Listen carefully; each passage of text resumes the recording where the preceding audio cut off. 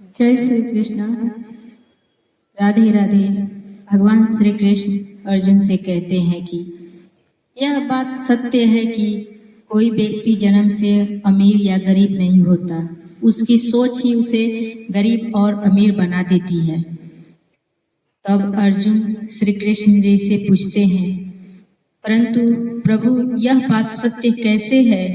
तभी श्री कृष्ण अर्जुन से कहते हैं, हे अर्जुन, जो इंसान इस संसार में जिस प्रकार और जितनी बड़ी सोच रखता है उसे उतनी ही बड़ी सफलता प्राप्त होती है। इंसानों की सोच में बस थोड़ा सा फर्क होता है कि जो व्यक्ति सफल होता है वह व्यक्ति खुली आंखों से सपना देखता है और जो व्यक्ति असफल होता है उन बातों को बताते हैं जिससे हम गरीबी को हमेशा के लिए समाप्त कर पाएंगे। और अर्जुन फिर जीवन में कभी भी गरीबी नहीं देखनी पड़ेगी। तो अर्जुन ने कहा, हे माधव, आप कथा को बताइए, हम इस कथा को पूरा सुनेंगे। तब श्री कृष्ण बोलते हैं, एक समय की बात है, भगवान भोलेनाथ और नंदी साथ में कहीं जा रहे थे। चलते चलते वह एक बड़े से खेत के पास पहुँचे। तभी भगवान भोलेनाथ और नंदी को प्यास सताने लगी, तो उन्होंने अपने आसपास देखा तो उन्हें खेती के बीचों बीच एक टूटा फूटा घर दिखाई दिया। अब भोलेनाथ और नंदी दोनों लोग उस घर के पास पहुंच जाते हैं और उस घर के दरवाजे को खटखटाते हैं। थोड़ी देर बाद दरवाजा खुलता है और अंदर से एक बुजुर्ग व्यक्ति निकलता है, जिसके साथ में उसकी पत्नी एवं उसके 2 बच्चे भी थे, जो बहुत ही फटे पुराने कपड़े पहन रखे थे। भोलेनाथ उन लोगों से विनम्र आवाज में कहते हैं, क्या हमें पानी के लिए पीने के लिए मिल सकता है? यह बात सुनते ही बुजुर्ग व्यक्ति अंदर पानी लाने के लिए चला जाता है। थोड़ी देर बाद व्यक्ति पानी लेकर आता है, जिसे भगवान भोलेनाथ एवं नंदी जी पानी ग्रहण करते हैं। फिर अचानक भोलेनाथ उस व्यक्ति से कहने लगते हैं, आपका खेत तो बहुत बड़ा है, परंतु इसमें कोई फसल नहीं है, फिर आप लोग का गुजारा कैसे चलता है? भोलेनाथ की ऐसी कुछ बातों को सुनकर वह व्यक्ति कहता है, भगवान, हमारे पास एक गाय है जो काफ़ी दूध देती है। वही दूध बेचकर कुछ पैसे मिलते हैं, जिससे हमारे परिवार का गुजारा हो जाता है। इसी बातों ही बातों में शाम हो जाती है। तो भगवान भोलेनाथ ने सोचा, आज की रात्रि हम यहीं रुक जाते हैं। इसके बाद भोलेनाथ उस व्यक्ति से उसके घर पर रुकने की अनुमति मांगते हैं। वह बुजुर्ग व्यक्ति अनुमति दे देता है और भोलेनाथ जी वहीं रुक जाते हैं। आधी रात बीत चुकी थी, तभी अचानक भोलेनाथ की नींद खुली और नंदी के कान में जाकर एकदम धीरे से कहते हैं, चलो अब हमें यहाँ से चलना चाहिए और इसकी गाय को भी साथ ले जाकर जंगल में छोड़ देना है। भगवान भोलेनाथ की यह बातें सुनकर थोड़े समय के लिए नंदी को विश्वास नहीं हो रहा था, क्योंकि यह वही भोलेनाथ हैं जो इतना दान दिया करते हैं, परंतु आज पहली बार किसी के साथ गलत करने के लिए बोल रहे हैं।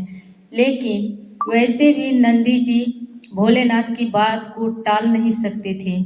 आखिरकार भोलेनाथ और नंदी जंगल की तरफ उस गाय को लेकर निकल पड़ते हैं और शाम को उस गाय को जंगल के बीचों बीच ले जाकर छोड़ देते हैं, जहाँ से उस गाय का वापस आना बहुत मुश्किल था। उसके बाद भोलेनाथ और नंदी वहाँ से कैलाश पर्वत पर चले जाते हैं, परंतु नंदी के मन में यह बात हमेशा ही खटकती रहती है कि भगवान ने उस बुजुर्ग व्यक्ति के साथ ऐसा क्यों किया था। लगभग कुछ वर्ष बीत जाने के बाद नंदी के मन में विचार आता है कि क्यों न उस बुजुर्ग व्यक्ति से मिला जाए जिनकी गाय जंगल में छोड़ दिया गया था, और उसकी कुछ आर्थिक मदद भी कर देंगे ताकि उसके आगे की ज़िंदगी खुशहाल हो सके। अब नंदी जी भगवान भोलेनाथ के पास जाते हैं और बुजुर्ग के पास जाने की अनुमति मांगते हैं। भोलेनाथ जाने की अनुमति दे देते हैं। नंदी जी कैलाश पर्वत से निकल पड़ते हैं और कुछ ही समय में उस व्यक्ति के पास पहुंच जाते हैं। लेकिन वहां का दृश्य देखकर वह चकित हो जाते हैं, क्योंकि अब उस खेत में बहुत से वृक्ष थे जिसमें विभिन्न प्रकार के फल भी लगे हुए थे और झोंपड़ी की जगह एक विशाल घर था। यह सब देखकर नंदी जी के मन में विचार आने लगा कि हो सकता है कि गाय के चले जाने के कारण वह बुजुर्ग व्यक्ति सब कुछ बेचकर यहाँ से चला गया होगा और यहाँ कोई और रहने लगा होगा। यही सोचते हुए वह कैलाश पर्वत की ओर वापस लौटने लगते हैं। तभी नंदी की नज़र उस बुजुर्ग व्यक्ति पर पड़ती है। नंदी जी उस बुजुर्ग व्यक्ति के पास जाकर कहते हैं, शायद आप हमें ना पहचानते हो, लेकिन कई वर्षों पहले मैं आपसे मिला था। तो वह बुजुर्ग व्यक्ति कहता है, मैं आपको कैसे भूल सकता हूँ, आप तो उस दिन बिना बताए ही यहाँ से चले गए और उसी दिन हमारी गाय भी न जाने कहाँ चली गई, जो आज तक नहीं लौटी। कुछ दिनों तक मैं बहुत परेशान हो गया था कि अब क्या करें, परंतु जीने के लिए कुछ न कुछ काम तो करना ही पड़ता था। इसलिए मैंने लकड़ियों को काटकर बेचने का काम शुरू किया।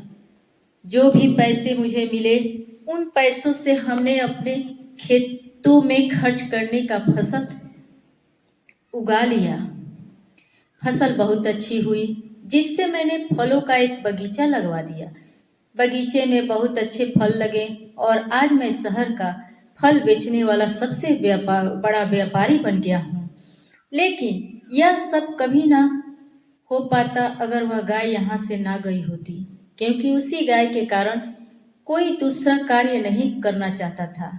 उसके जाने के बाद मैंने दूसरा कार्य करना शुरू किया और आज मैं अपनी ज़िंदगी से बहुत खुश हूँ और शहर का सबसे बड़ा व्यापारी भी हूँ। यह बात सुनकर नंदी जी उस बुजुर्ग व्यक्ति से कहते हैं, यह कार्य तो तुम पहले भी कर सकते थे। तभी वह व्यक्ति बोलता है कि कर तो सकता था, परंतु उस समय मेरी जिंदगी बिना मेहनत किए भी चल रही थी। इसी कारण मुझे कभी इस बात का एहसास ही नहीं हुआ कि मैं भी कभी कोई दूसरा काम कर सकता हूँ। यही कारण है कि मैंने कभी कोशिश ही नहीं किया, लेकिन गाय के जाने के बाद मुझे इस बात का एहसास होने लगा कि मैं कोई कार्य भी कर सकता हूँ और मैंने उसी समय यह दृढ़ निश्चय किया कि अब अपनी ज़िंदगी में जो कुछ, और इसी दृढ़ निश्चय और संकल्प की वजह से आज इस मुकाम पर पहुँचा हूँ, जो उसकी बातों को सुनने के बाद कैलाश पर्वत पर जाकर सारा वृत्तांत महादेव जी को सुनाते हैं। इस कहानी को सुनने के बाद कहीं आपके भी जीवन में कोई रुकावट तो नहीं है, और अगर कोई रुकावट है तो उससे आगे बढ़ने का प्रयास कीजिए। जो आपके पास है उसे खोने का भय मत करो, क्योंकि आपके पास खोने को बहुत कम है, लेकिन कामयाबी प्राप्त होने के बाद सारी दुनिया आपके साथ होगी। यह कहानी आपको कैसे लगी? इसी तरह के ज्ञानवर्धक और पौराणिक कहानी सुनने के लिए हमारे चैनल को लाइक करें, सब्सक्राइब करें और कमेंट बॉक्स में हर हर महादेव अवश्य लिखें। धन्यवाद।